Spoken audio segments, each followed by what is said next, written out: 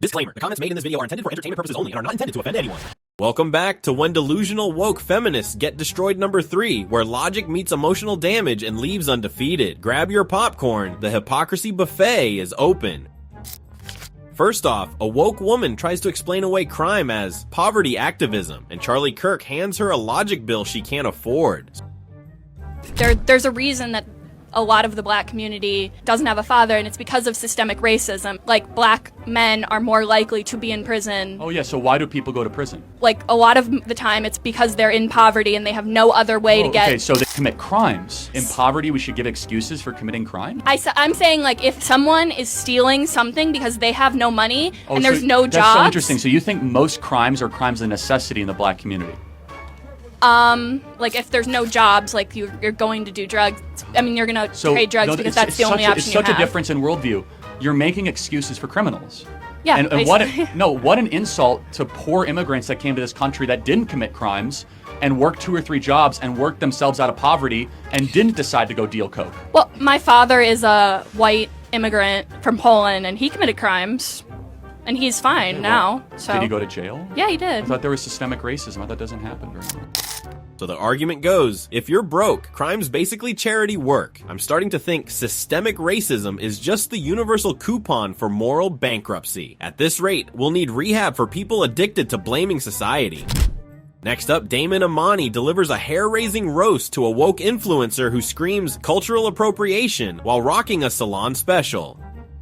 Like, Sonny, you scream cultural appropriation all the time, yet here you are, I'll look at you. I say congratulations with your new hairstyle. It looks good on you, but you straightened it, and you colored it blonde. That's stealing white people's culture. The self-proclaimed defender of culture shows up with salon fresh blonde hair. Maybe appropriation only counts when someone else does it. Imani didn't need a speech, just one sentence strong enough to make a flat iron curl in shame. Over to the next video, an actress lectures about authoritarian systems while freely doing it on national TV. Irony just called, it wants royalties. I had family members who voted for Trump. Yeah. I'm from Ohio. We had to have those conversations. But when you're in an authoritarian slide, it becomes a closed system. Yeah. The leader is the source of information. So when you're inside of that circular information system, then it's very hard to talk about anything because there's no basis in fact. Well, Carrie, first of all, I'm sorry about your family. I bet you're not easy to deal with. But your side, including you, judging by your words, you strongly believe that your country is run by an authoritarian or a king.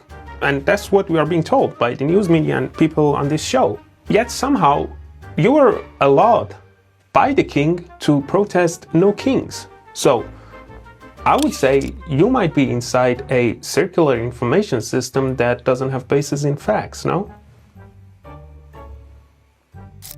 There's a special kind of irony in declaring you're silenced right into a studio camera. The revolution isn't being televised, it's being misdiagnosed. Imani didn't debate her, he just pointed out the open door she insists is locked. Meanwhile, a podcast activist says she'd never date a cop because they're racist, but somehow racism magically disappears when she's half white. Would you date a police officer?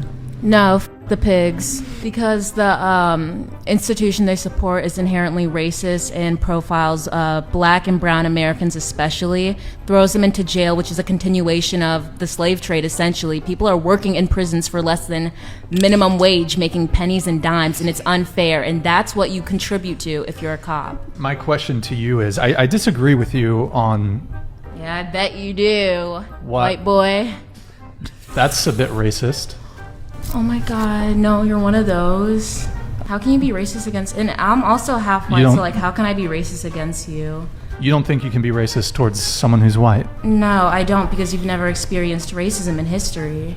White people haven't experienced racism. When have they experienced... What's your definition of racism? I'd say basically like the persecution in any type of way that leads to the downfall of just like someone's life. Racism, according to her, is whatever ruins your vibe for the day. Cops are oppressors, disagreement is privilege, and logic. That's just another social construct. At this rate, her next protest will be against dictionaries. Let's roll into this one. A woke fundraiser can't explain her own good cause, proving that moral superiority doesn't come with a manual.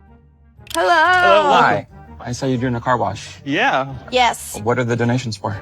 It's for my friend Lynn here. She's transgender and we're trying to raise money for her hormones, so it's for a good cause. You call that a good cause? I mean, you're born who you are. Yeah, and she was born as a trans girl. Yeah, she's No, born as she was- Lynn. This is who she is. You can't change who you are. I mean, you're born a boy or you're born a girl. It started as charity and ended as confusion. When your moral mission collapses under a single question, what's the good cause? Maybe the cause is just attention. Logic didn't even have to show up. Silence did the heavy lifting. Then, a self-proclaimed comedian claims dictators silence truth-tellers, and Damon Amani kindly reminds her she's neither. He's not the first. Trump is not the first one to do this. Dictators go after comedians. Why? Because comedians tell the truth, make you laugh, and it resonates with you. Well, Joy, good thing you're neither funny nor truthful. She compares herself to truth-telling comedians under dictatorship while sitting comfortably on national TV. The drama is impressive. The comedy, not so much. Imani didn't argue. He simply reminded her that delusion isn't a form of art. Next up, a teacher bans curiosity by labeling questions as violence. The future of education. Don't ask, just obey. You've referred to people with a capacity for pregnancy. Would that be women? So I want to recognize that your line of questioning is transphobic, and it opens up trans people to violence by not recognizing them. Wow, you're saying that I'm opening up people to violence by asking whether or not women are the folks who can have pregnancies? So I want to note that 1 out of 5 transgender persons have attempted suicide. So I think it's important because of my line of questioning? So we can't talk about it? Because denying that trans people exist and pretending not to know that they exist. I'm denying that trans people exist by asking you if you're talking about women having pregnancies? Do you believe that men can get pregnant? No, I don't think women can get So pregnant. you are denying that trans people exist? And that leads to violence? Is this how you run your classroom? Are students allowed to question you? Absolutely. Or are they also treated like this, where No, they're told allowed that they're to question. opening up people to violence? We have a good by time in my questioning? class. You should join. Oh, I bet. You might learn a lot. Wow, I would learn a lot. I've learned a lot I just in this know. exchange. Absolutely. It's extraordinary. We've reached the stage where asking a question counts as violence. Imagine teaching kids that curiosity is oppression. The interviewer tried logic. She offered enrollment. If that's her good class, I'll stick to homeschooling. Coming right after that, a minister can't decide who she represents. Women, trans women, or just confusion itself. As Minister for Women, are you saying you're also a Minister for biological men as well, acting as women? I am the Minister for Women. So what's the definition of a woman? Mr. Borzak, I think what I said at budget estimates last time still holds. It is our view that women are able to participate in sport. They should be able to participate in sport, and it's the sporting organisations themselves who have the best expertise to determine what guidelines they use to determine the safety of their sports. I suppose the next question is, Minister, are you the Minister for Women and trans women? I'm the Minister for Women. Okay, not trans women. So if violence occurs in the home, you are properly concerned with it. I would say that if it occurs on the sporting field, you leave it up to someone else to think about. Mr. Borzak, I would say as the Minister for Women, I am the Minister I am the Minister for Women, and this government views that women include trans women. So you're the Minister for trans women too then? Yes. I'm the Minister for Women. So I don't understand that answer. I suppose we're coming at it from a different point of view. Maybe it's just me. My view is a trans woman is a woman. Watching her answer was like listening to a buffering video. Lots of noise, no clarity. She wanted to include everyone without actually saying who anyone is. When conviction meets politics, coherence is the first casualty. Meanwhile, a campus heroine confronts anti-abortion activists, threatens cops, and still thinks she's the victim of oppression. How's it going? It's going. What's Good. your name? My name's Mark. What's yours? Alicia. Good to meet you. You don't know handshake? No, Up that's to you. okay. He's putting his phone in. No. Okay, no worries, no worries. So, how you guys doing today? Doing great. So what are you guys doing here? What do you think? I'm asking you. We are anti-abortion activists. Really? Yeah. No way. Yeah. Okay. Shocking, isn't it? Quite. Yeah. So you got approval from... Thomas Jefferson. Thomas Jefferson. Yeah, James Madison. Did you get approval from the police department? No, they don't rank as high as those guys do. When you want to convey a message, you want to convey a message without tearing other people down, right? Right? Is that what we want to do? To give that message? Well, I don't know. I guess it depends, huh? It does, doesn't it?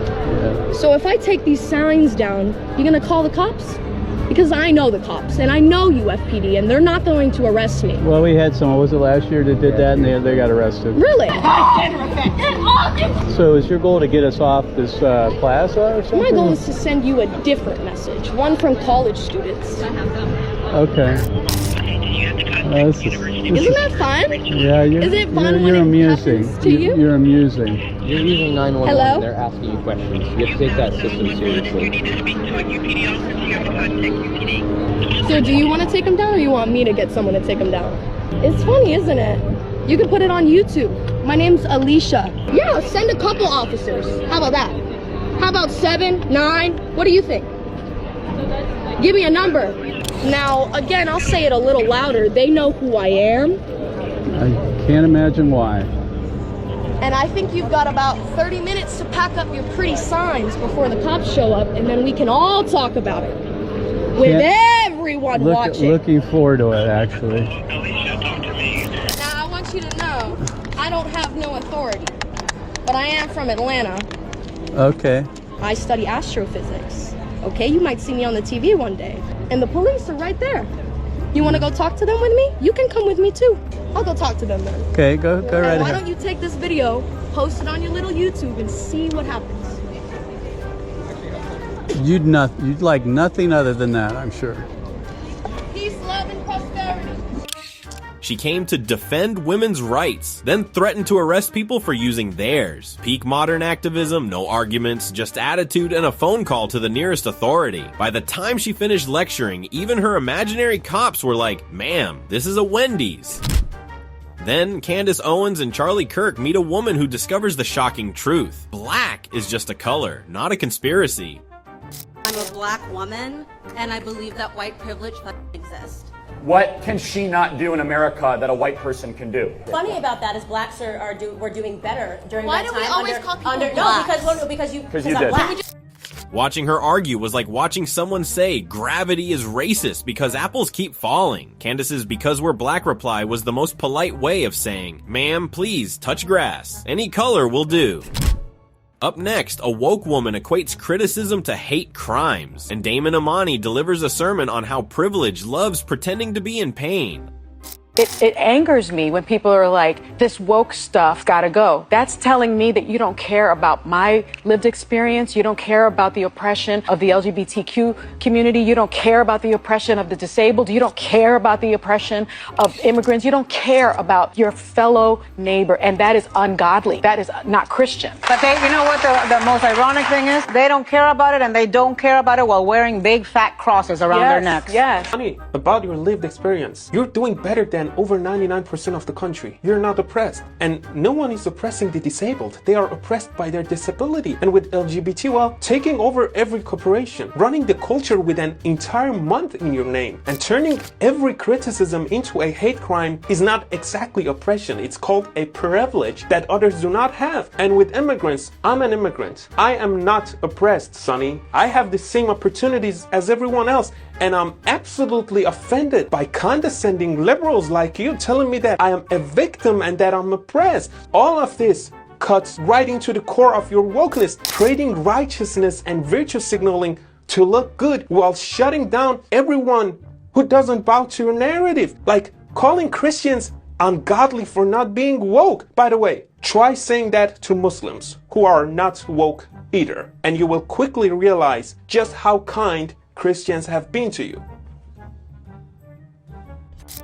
Ah, the classic. Disagreeing with me means you hate my identity. Newsflash. Criticism isn't persecution. Damon just performed an exorcism of self-pity. Somewhere, a liberal arts professor just lost Wi-Fi connection mid-virtue signal. Then, a woman teaches biology her way. Apparently men can give birth through the back door. Science just rage quit. Can men get pregnant? They certainly can. How exactly does a man get pregnant? Called rectal births or butt babies. In some places it's called rearing a child. With all due respect, sir, I'm the expert here.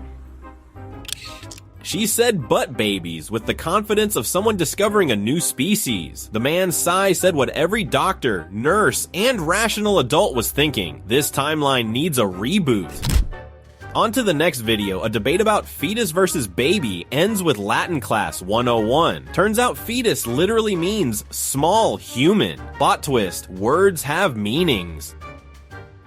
I just wanted to ask you, do you know what the difference is between a baby and a fetus? It's a great question. Can you define what fetus means?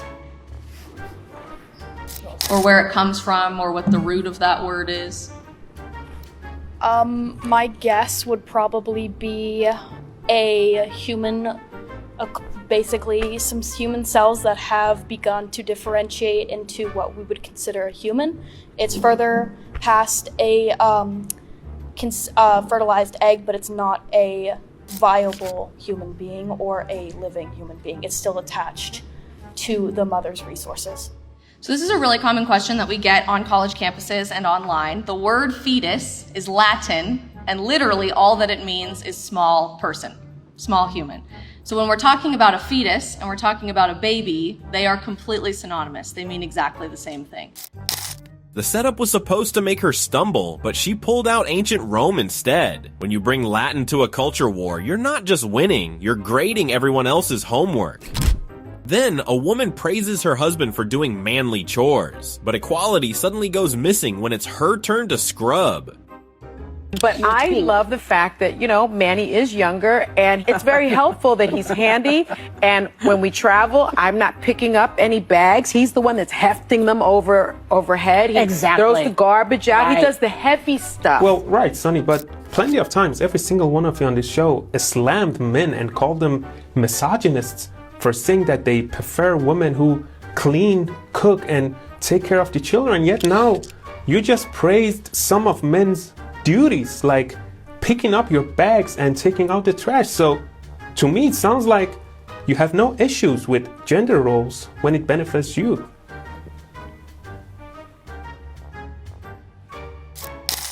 When gender roles mean free labor, they're acts of love. But reverse the situation and it's suddenly the patriarchy. Selective feminism really does come with its own instruction manual. Page 1, only when it's convenient. Now brace yourself for this one. A woman says 10-year-olds can choose puberty blockers, but not husbands. Consistency filed for divorce. This is not a hate crime. Do you think that kids have the mental capacity to be able to consent to things like puberty blockers and cross hormones? I think that children know themselves better than adults do. Really? Yes. So if a 10-year-old wants to be with a 50-year-old in a sexual relationship, is that okay? No, it's not. Why not? I thought they were more mature than adults. Because the 50-year-old should not be in a relationship with a child. You just said they can be more mature than adults. No. I said they know themselves. Oh, so better than adults would? Yes. Okay, so what is the barrier? I know myself better than anyone else. So what is the line breaker? Why can't a 50-year-old, if a kid knows themselves and then they know what they want and they consent to the relationship, what is actually wrong with that? Their brains are not fully developed. Oh, perfect. So now are you against puberty blockers and cross-sex hormones? No, I'm not. So is that a contradiction there? I don't believe that it is. The logic here runs on Wi-Fi. Strong signal when convenient, non-existent when challenged. 1 minute, 10-year-olds are more mature than adults. The next minute, they're too young to make adult choices. Consistency clearly didn't make the cut for the curriculum. And finally, a self-proclaimed high-value woman brings nothing to the table but vibes, and calls it feminism a la freeload. Men are providers, so go do that job. Go learn a trade. Go do something. Well, you said that that's all they're good for. Yeah. And what are you good for? A lot of things. Like? I'm funny. I'm smart. You haven't demonstrated that yet. Okay, well, that's your opinion. I'm a musician. I dance. You dance? The list goes on and on. What a great quality. You can dance. What do you bring to the table, though? What do I bring to the table? I'm smart. I'm funny. I'm attractive. I have talents. I don't know if men are so useless that their only job is to be providing for you. It sounds like you're just a typified eater. Like, I don't know what you're really bringing to the table. You're just kind of consuming resources, right? I mean, if you want to hear the answer that I could be domesticated and I can cook and clean and do all that, I can. No, that's not what I'm asking. What I'm asking is what of value are you bringing to society? By being me. By being you. I'm enough. I am enough. Okay. Modern dating logic at its finest. Men should work, pay bills, and provide, while her grand contribution is being funny and able to dance. It's less partnership, more performance art. When asked what she gives to society, she said, being me. Imagine applying that answer on a job form. And that wraps it up. We've laughed, we've cringed, and we've watched logic commit self-harm on live TV. If you survived this intellectual circus, hit like and drop a comment.